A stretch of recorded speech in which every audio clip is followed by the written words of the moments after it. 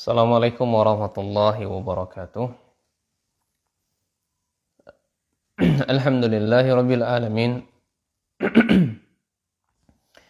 Wassalatu wassalamu ala nabiyina Muhammadin wa ala alihi wa ashabihi wa man tabi'ahum bi ihsanin ila yaumiddin.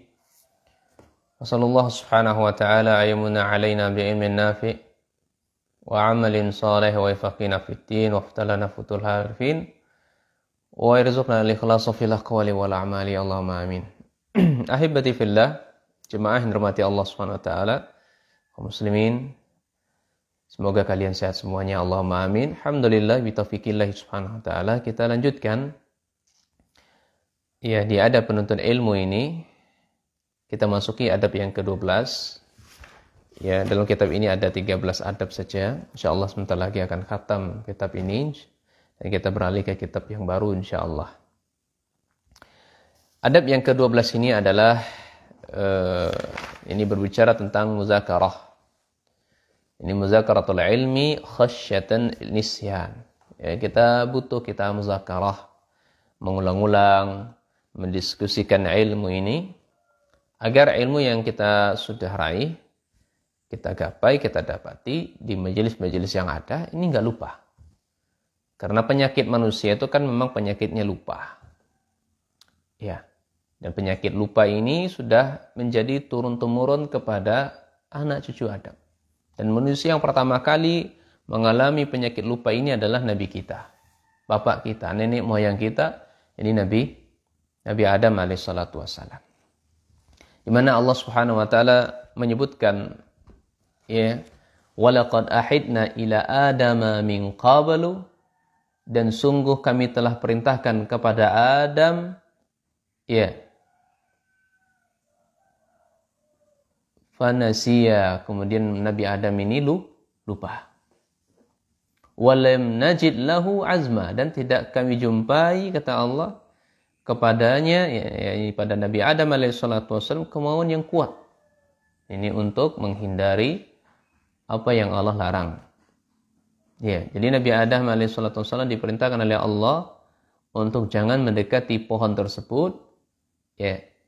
Namun beliau lupa dan tidak ada kemauan yang kuat untuk mengingat perintah Allah tersebut. Ya, ini ditafsirkan oleh sahabat Ibnu Abbas, ya rahimahullahu taala, Ibnu Abbas radhiyallahu anhuma, dan juga Imam Mujahid. Jadi Nabi Adam meninggalkan apa yang diperintahkan oleh Allah. Tidak mau lupa dengan perintah Allah Subhanahu wa taala. Ya, ini bapak kita, nenek moyang kita ya, yang mengalami penyakit lupa, kemudian sampailah kepada anak cucu keturunannya ya hingga hari kiamat nanti. Jadi Nabi Adam alaihissalatu wassalam diperintahkan kepadanya untuk tidak mendekati pohon tersebut. Disebutkan oleh Allah ya di dalam Quran surah Baqarah 35. Allah mengatakan wa qulna ya Adam. Kami katakan kepada Adam, wahai Adam, uskun anta wa zawjuka jannah. Wahai Adam dan istrimu, tinggallah engkau di surga bersama istrimu. Wa kula minha ragadan haitsuma wa kulla ragadan haitsu syi'tuma, dan makan seluruh apa yang ada, dan makanlah olehmu dan keluargamu apa yang ada di surga sesuka kamu. Dari mana saja kamu inginkan, ambil saja, makan saja, asal kamu suka. Tapi Allah ingatkan, wala taqraba hazihi syajarah fatakuna minal zalimin. Kalau kamu, wahai Adam, mendekati pohon ini, maka termasuklah engkau orang-orang yang zalim. Nabi Adam lupa akan perintah Allah dan tidak ada keinginan yang kuat untuk mengingat ya perintah tersebut. Lupa, ya. Sehingga ya penyakit lupa ini adalah penyakit yang ya menjadi turun-temurun ya kepada manusia. Nah, dan ini penyakit ini tidak akan hilang sampai hari kiamat. Karena memang sudah Allah jadikan penyakit lupa ini kepada manusia. Sehingga dikatakan dia insan karena dia dinamakan dengan innamas sumiyal insan li'annahu ahida ilaihi fanasiya. Kita ini dinamakan dengan manusia, dinamakan insan. Karena Allah telah memerintahkan kepadanya dahulu, lalu ia lupa kepada perintah tersebut. Ya, lupa kepada perintah tersebut. Nah, ini yang ditafsirkan oleh sahabat Ibnu Abbas dan juga dari sahabat Ali Ibnu Abi Talha radhiyallahu anhu. Baik, dalilnya bagaimana? Apa sih dalilnya adalah bahwasanya penyakit lupa ini adalah penyakit turun-temurun. Ya, disebutkan dalam sebuah hadis yang dinilai sahih oleh Imam Albani rahimahullah, diriwayatkan oleh sahabat Abu Hurairah radhiyallahu an, juga dikeluarkan oleh Imam Tirmizi. Ya, beliau mengatakan Nabi sallallahu alaihi wasallam bersabda, "Lamma khalaqu Adam, masaha zahrahu fasaqata min zurihi kullu nismatin huwa khaliquha min zurriyyatihi ila yaumil qiyamah wa jala baina aini kulli insanin minhum baytan min nurin thumma ardahum ala Adam." Jadi ketika Allah Subhanahu wa taala menciptakan Adam, Allah mengusap punggungnya tuh. Jadi ketika Allah ciptakan Nabi Adam AS, punggungnya itu digosok, diusap oleh Allah. Lalu dari punggung tersebut berjatuhanlah ya seluruh jiwa yang Allah akan ciptakan dari anak cucunya sampai hari kiamat. Nah, dan Allah jadikan di antara kedua mata mereka, ini kedua mata di antara mereka masing-masing ada kilauan cahaya. Ada kilauan cahaya. Kemudian mereka diperlihatkan kepada Adam. Kemudian Nabi Adam berkata, "Ya Rabbi min haula," siapakah mereka? Nabi Adam bertanya kepada Allah, "Siapakah mereka ya Allah?" Allah menjawab apa? Ya, haula'i zurriyatuk. Itu cucu keturunanmu, itu adalah anak keturunanmu. Ya. Kemudian fara'a rajulan minhum fa'ajabahu wa baisun ma baina aini.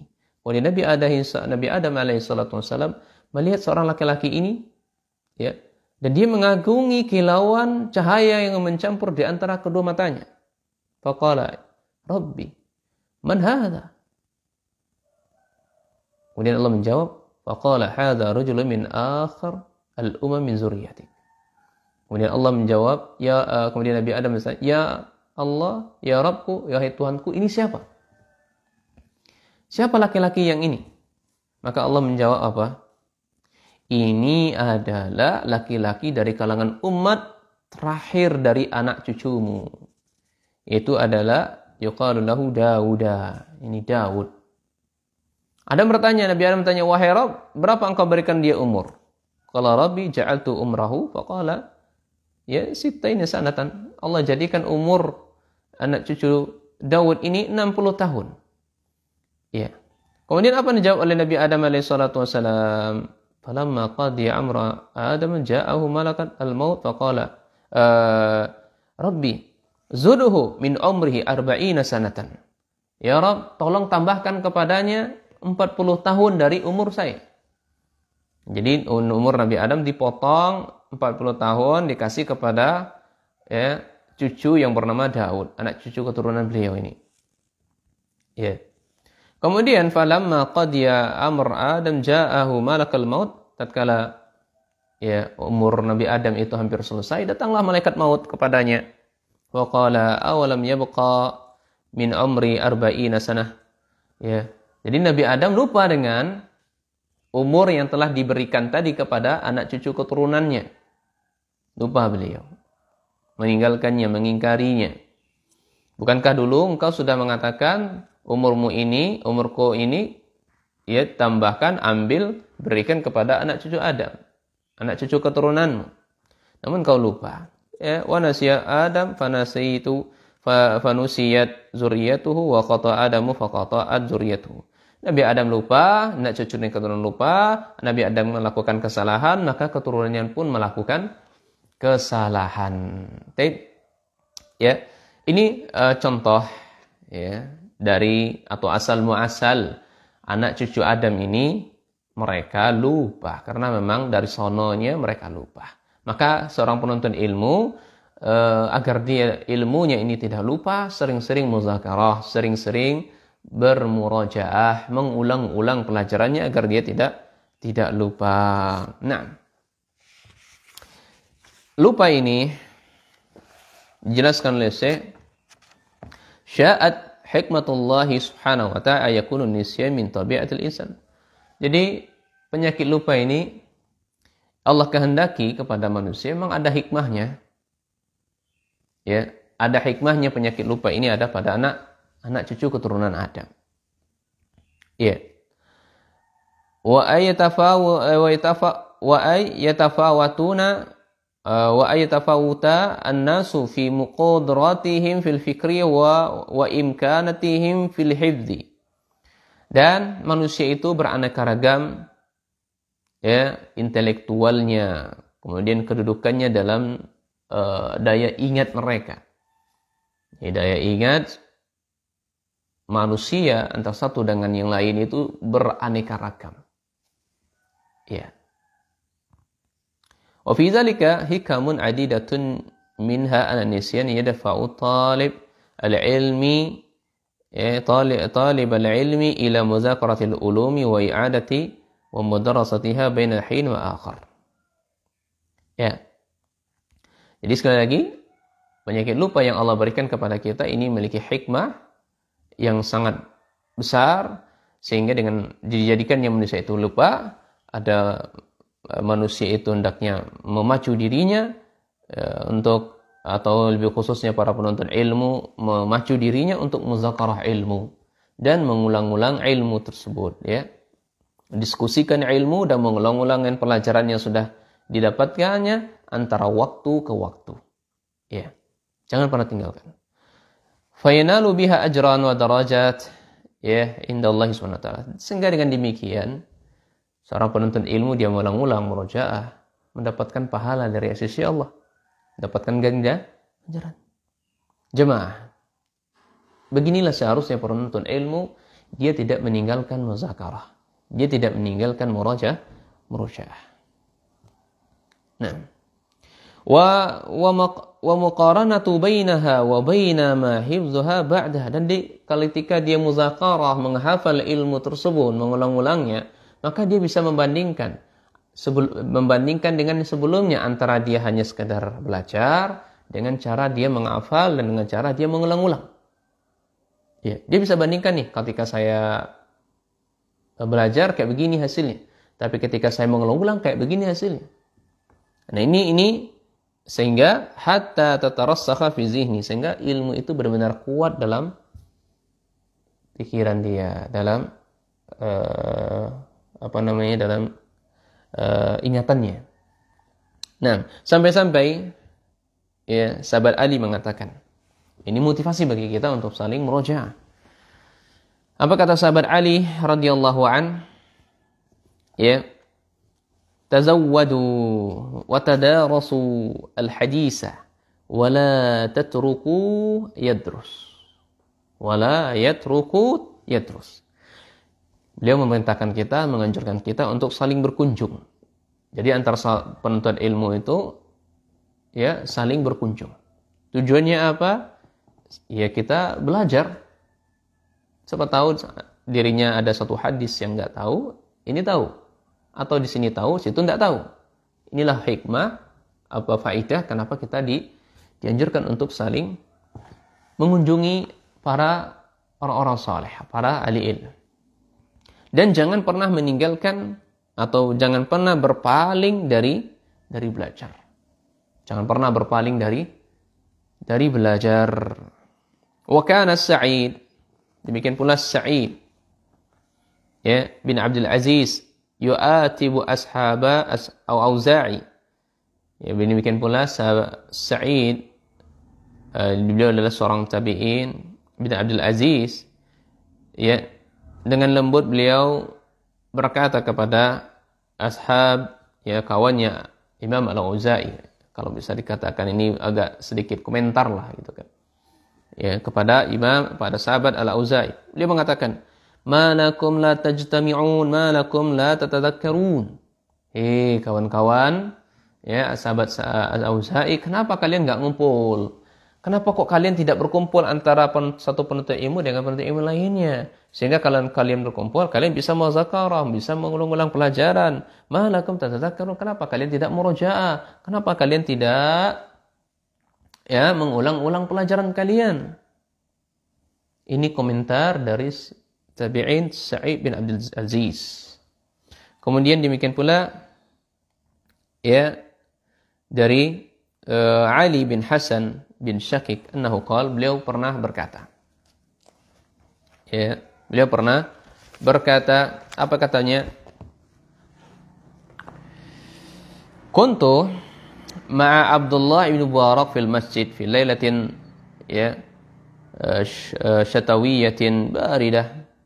Dan kami bersama Abdullah ibn Mubarak, tabi'in, kibaru tabi'in, Abdullah ibn Mubarak. Jadi kami suatu hari atau suatu malam yang sangat dingin sekali pernah bersama Abdullah ibn Mubarak di masjid. Suasana sangat mencekam, dingin sangat dingin. Faqumna linakhruj, kami sama-sama ingin keluar dari masjid tersebut. Di malam yang sangat dingin pernah bersama Imam Mubarak, Abdullah ibn Mubarak. Falamma kana indal babil masjid, maka tatkala kami mau keluar ke pintu masjid, jadi keluar dari masjid malam keluar dari pintu masjid, zakaruni atau zakaruni bihaditsin atau azkartuhu bihaditsin. Masyaallah beliau Imam Ibnu Mubarak mengingatkan saya satu hadis. Aku pun juga mengingatkan beliau satu hadis. Jadi saling berbagi. Ibnu Mubarak memberikan satu hadis dan Imam Ali bin Hasan bin Syakik juga meriwayatkan satu hadis atau mendiskusikan satu hadis. Famazala yuzakiruni wa azkiruhu wa uzakiruhu hatta ja'a al-muadzin fa adzana lis-salati subhi. Masyaallah. Jadi kami selalu diskusi, kami saling mengulang-ulang pelajaran yang kami dapati sampai muazzin mengumandangkan azan untuk salat subuh. Masya Allah. Jadi diskusinya mengulang-ulang pelajarannya antara Imam Ibnu Mubarak dengan Imam Ali bin Hasan bin Syakik di masjid sampai pada mau keluar dari masjid sampai menjelang subuh. Sudah subuh waktunya sampai azan subuh. Masya Allah. Aina nahnu min haula? Aina nahnu min haula? Maka di mana kita saat ini? Posisi kita saat ini dengan para ulama-ulama dulu gimana? Apakah seperti itu? La, jauh. Musibah, ini musibah kan. Demikian pula ada permisalan yang sangat bagus Permisalan atau ilustrasi yang sangat bagus untuk kita ambil pelajaran di sini. Apa yang dibawakan oleh Abi Abdullah Ja'far bin Muhammad annahu qala. Beliau mengatakan al-qulub, hati itu diibaratkan seperti turb, diibaratkan seperti tanah. Wal ilmu gharshuha, dan ilmu itu tanamannya. Hati diibaratkan tanah. Ilmunya itu tanaman. Wa muzakaratu ma'uha, dan muzakarah itu adalah air. Fa idza qata'a antra ma'uha jaffil gharsuha. Kalau airnya itu berhenti, enggak disirami lagi tanah atau bunganya tadi, maka tanamannya akan kering. Ini contoh nih ya. Ya. Ini tanah ini taruhlah tanah. Ini hati. Ini tanaman ini. Ini adalah ilmu. Kita tuangkan air. Taruhlah air ini. Kita tuangkan air. Dia ingin namanya akan makin, ilmunya akan makin seger. Makin seger. Tapi tatkala air ini enggak lagi, ini tanah kering, kemudian tanamannya mati. Itulah ilmu. Ya, muzakarah kita murja'ah. Muzakarah mengulang-ulang itu adalah airnya. Bagaimana ilmu kalau tidak dimuzakarah, dia ada ulang, ya ilmu itu hilang. Ilmu itu hilang. Jadi salah satu di antara memuzakarah, memurja' ilmu, mengulang ilmu adalah kita amalkan, kita ajarkan, kita hafal. Ya, amalkan yang paling pertama itu diamalkan, ya, kita ajarkan atau kita hafal, kita jaga ilmu tersebut. Kemudian Imam Az-Zuhri rahimahullah beliau mengatakan innama yudhabul ilma nisyan. Hanya saja ilmu itu hilang disebabkan lupa. Jadi lupalah yang menyebabkan ilmu itu hilang.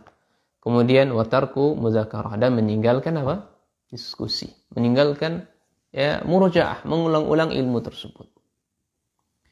Cuma yang dirahmati Allah Subhanahu wa taala, jangan engkau jadikan ilmu yang kita pelajari hanya sebatas di lembaran-lembaran kertas. Kemudian setelah itu selesai kita lempar ke dalam lemari, enggak kita belajar lagi. Ini keliru dalam belajar. Imam Al-Khalil bin Ahmad beliau mengatakan, kun ala mudarasati ma fi sadrika. Seharusnya engkau itu lebih semangat untuk mempelajari. Semangat untuk lebih mempelajari apa-apa yang ada fi sadrika. Apa yang ada dalam dirimu. Ya, ahrasu minka ala mudarasati ma fi kutubik. Ya, bila dibandingkan semangatmu dalam kitab-kitab. Jadi kita muzakarah ilmu yang ada dalam dada kita itu lebih semangat, lebih giat hendaknya ketimbang kita semangat dalam mempelajari kitab-kitab. Ya, ketimbang kita lebih semangat dari mempelajari kitab-kitab. Ikhwan sekalian yang dirahmati Allah Subhanahu wa taala. Inilah perkataan para ulama salaf bagaimana mereka ya memotivasi kita untuk saling muzakarah, mengulang-ulang pelajaran kita agar ilmu yang kita sudah dapati tidak lupa. Ya. Namun sangat disayangkan penyakit ini kawan sekalian, jemaah yang dirahmati Allah. Sangat disayangkan, sangat disayangkan penyakit ini, penyakit lupa ini kalau dibiarkan terus-terusan, enggak kita obati, ya enggak kita kasih penawarnya. Ini akan banyak menimbulkan kekecewaan. Dia bisa kecewa, orang lain juga bisa kecewa. Ya, apa yang membuat dia ya kok bisa melakukan hal itu? Ya, pertama ya karena sifat menunda pekerjaan. Ya, bisa jadi ya dia hasil efek dari dia enggak mau mengulang-ulang pelajaran tadi, enggak mau mengulang-ulangnya, ya. Karena dia efeknya karena menunda-nunda atau pengaruhnya atau sebabnya karena menunda-nunda pelajaran, apa menunda-nunda pekerjaan. Sehingga dia menumpuk-numpuknya. Ya. Dan yang kedua, sering mengurusi orang lain. Sementara urusan dia tidak diajukan. Ya. Dengan alasan nanti dikerjakan. Kemudian sengaja untuk ya menumpuk tugas yang banyak. Jadi tugasnya itu ditumpuk-tumpuk, dikumpulkan dulu, nanti jika ada waktu baru dikerjakan. Ya. Atau faktor lain, ini sibuk atau banyak kerjaan. Sehingga dia lupa untuk muzakarah, mengulang-ulang ilmunya, ditumpuk-tumpuk dulu ya. Hari ini kita belajar, nanti ajalah sepaket. Orang Indonesia kan begitu kalau belajar. Dikumpul, belajar dulu, nanti ujian. Pas mau ujian, baru mau muzakarah, ngulang-ulang semuanya. Nah, akhirnya apa?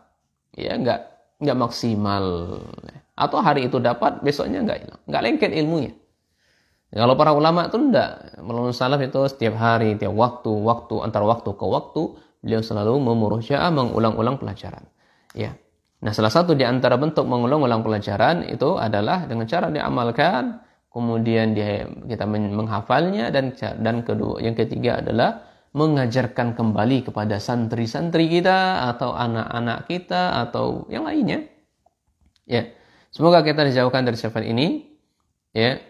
Semoga kita dijauhkan dari ini karena sifat ini adalah sifat yang yang tidak baik ya dalam Islam. Ya.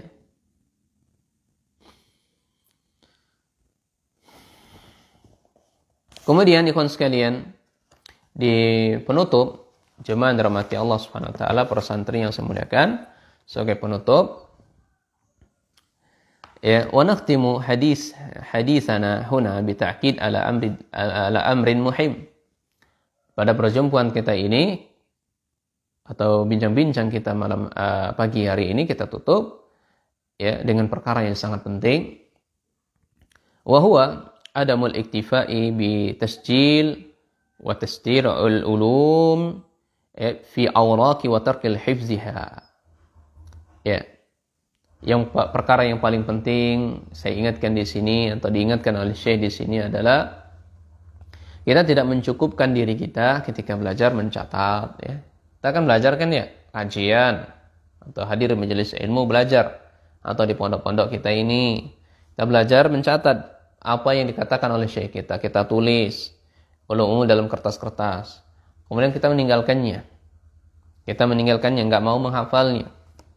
Wa ilmu laisa fi sutur. Ilmu itu tidak di tulisan. Wa innama huwa fi sudur. Ilmu itu adalah apa yang ada dalam hati-hati. Dalam hati-hati manusia. Wa hadha huwal ilmu alladzi la yufarriqu sahibuhu aina madhab. Inilah ilmu yang tidak akan terpisahkan dari pemiliknya. Kemanapun pemiliknya, ilmu itu ikut bersamanya. Wa istati'a istifadah minhu kullama talabahu.